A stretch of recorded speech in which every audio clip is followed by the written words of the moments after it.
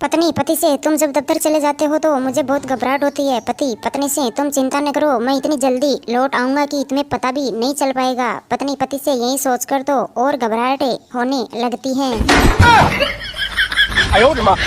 पप्पू पापा आपकी दा, पापा कितनी बार कहेगी? खाना खाते वक्त बीच में मत बोला करो। खाना खाने के बाद पापा। पप्पू अब बोलो, क्या कह रहे थे? पप्पू पापा मैं तो केवल इतना कह रहा था कि आपकी दाल में मक्खी गिर गई थी।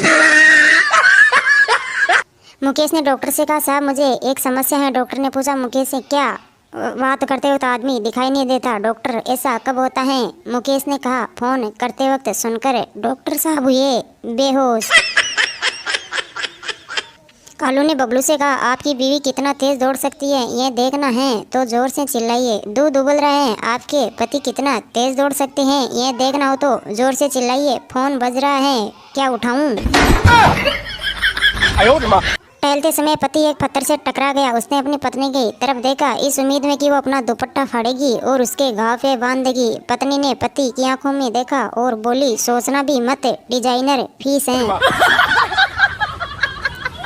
बहन की विदाई के समय उसके छोटे भाई ने पापा से पूछा, पापा दीदी रो रही हैं पर जीजाजी तो नहीं रो रहे। पापा ने बेटे से कहा, बेटा दीदी तो सिर्फ गेट तक रोएगी लेकिन जीजाजी तो जिंदगी भर रोएंगे। सुनकर बेटा हुआ अशोक।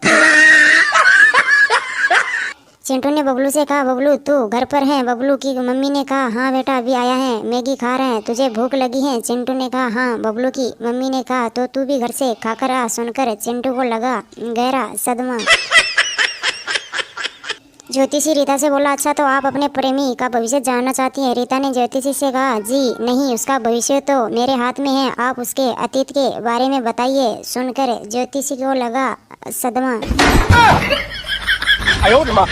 पप्पू अपने पिता संता से बोला, पापा मुझे मोटरसाइकिल लेकर दो। संता ने कहा, भगवान जी ने दो टांगे किस लिए दी हैं? पप्पू ने कहा, एक टांग किक मारने के लिए और दूसरी गियर डालने के लिए। संता हुआ बेहोश।